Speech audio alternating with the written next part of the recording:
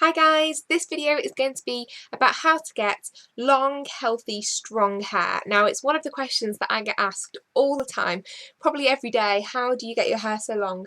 Because I do have extremely long hair, and I've been told by quite a few people, not only like friends and family but hairdressers and professionals, that my hair is in extremely good condition for its length. I'm not boasting or anything like that. It's just what I've been told. So I thought I would just show you what I do to kind of keep it in condition and how it got so long.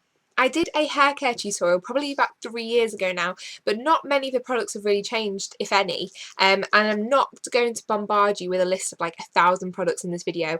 I've literally got three kind of products and one brush to show you, and that's it. This video is mainly going to be kind of like my top tips and bits of advice on how to get long, healthy hair. So I'm going to start off by showing you the shampoo and conditioner I use. This is the shampoo. It's the John Frieda Sheer Blonde Colour Renew shampoo, and it's like a tone correcting one for blonde hair. And this is the only shampoo I really use, unless I use the one that goes with this. This is my conditioner. It's the John Frieda Go Blonder Lightening Conditioner, and there's a shampoo that comes in the same kind of range that I sometimes use, but those are the two that I mainly use. So my hair care routine goes something like this. Shampoo once, condition. I leave the conditioner in for about a minute and then wash it out. Then I towel dry my hair and then leave it to dry on its own for about 20 to 30 minutes, I'd say. And then before I blow dry it, I use this. It's the Mark Hill Heat Protection Spray. I actually put this on when I've towel dried my hair, so it kind of settles on my hair, and I know that when I blow dry it, it'll be protected. So the reason I leave my hair about 20 to 30 minutes before blow drying it is because the magic of blow drying your hair only really happens at the end. So if you let your hair dry naturally, you're going to be using less heat on it, and it's going to look really sleek. Now I don't straighten my hair, and it just blow dried itself this straight, so obviously it works quite well. Now, one of my first major tips is not to use just a regular brush when you're brushing your hair when it's wet. If you have really knotty hair like mine, with when my hair's wet, it's so knotty, and if you're pulling and tugging your hair all the time, you're going to end up breaking it. It's going to get damaged, and it's just not what you want. And I use this, which is the Tangle Teaser, and it's absolutely amazing. It looks like a horse mitt, and it's very cool indeed. And I use this when my hair's wet, and it just glides through your hair, and that's what it's designed to do. So I would highly recommend this. It stops my hair getting damaged, and since I've been using the Tangle Teaser, my hair has become extremely long. Okay, so I was talking about heated appliances. Basically, I try to avoid them. I mean, I know Christmas is coming up and you might want to like straighten or curl your hair for a party. And even if you do use things like straighteners and curlers, please make sure you use a heat protection spray. It's invaluable. Don't go mad with all the heated appliances, because that is going to damage your hair.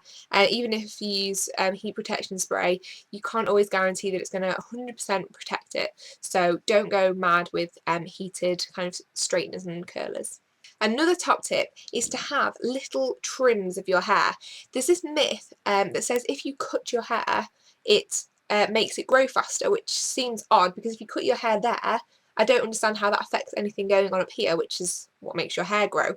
So my advice is to have little trims, and the reason is because if you get split ends, it's better to cut the split ends when they're there than let them split all the way up your hair, and then you have to cut that much hair off. So have little trims. I'm not very good at having trims. I probably have about 2 trims a year, which is really bad, but I should probably have at least a couple more.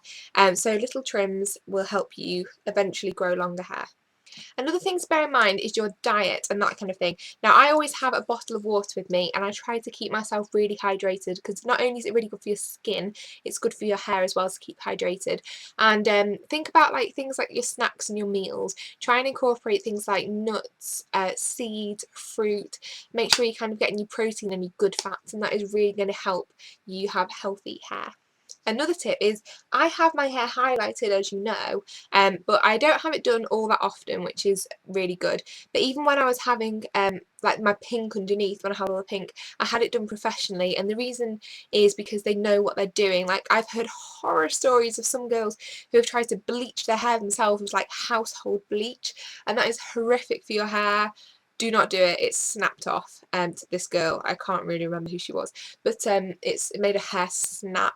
Oh, it's a nightmare. So at least if you go to a professional, they know what they're doing and they're not going to ruin your hair. Another great bit of advice is if you like to tie your hair up in hair bands or hair bobbles, as I call them, try and find those ones that haven't got the metal clasp on them. They're just kind of the band without the metal bit kind of halfway around it. And if you get the ones without that, the metal bit isn't going to like snag and pull at your hair and like break it and damage it. So try and find those if you're going to tie your hair up. Whenever people ask me about my hair, they assume that I use like 1,000 different products and like heated oils and treatments and all that kind of stuff, and that I must spend a lot of money on my hair, and I really don't. I have the same attitude towards hair care as I do to skincare. If you overload your skin with product, it's going to have the adverse effects, and I kind of think that can be the same for your hair as well. I like to keep it simple. These are the 3 products I use and my Tangle Teezer, and that is all I do to look after my hair. And it really is extremely long. I've been growing my hair for most of my life, to be fair. I only really had it properly cut once, and it was a disaster, and I said I'd never have it done again. So that was probably when I was about 10 or 11 years old, and I'm 21 now, so it's been growing for a long time. I really hope this has been helpful. Like I said, I didn't want to overload you with loads of products and that kind of thing. I'm just being honest about what I use, and I hope that some of my tips have been helpful. If you have any questions, feel free to ask me below, or you can tweet me. I'll put my Twitter below, or talk to me on my Facebook fan page. I'll put the link below as well, and I'll try and answer your question about hair care if I can. So thank you so much for watching. Please don't forget to subscribe if you haven't already, and I will see you really soon. Bye!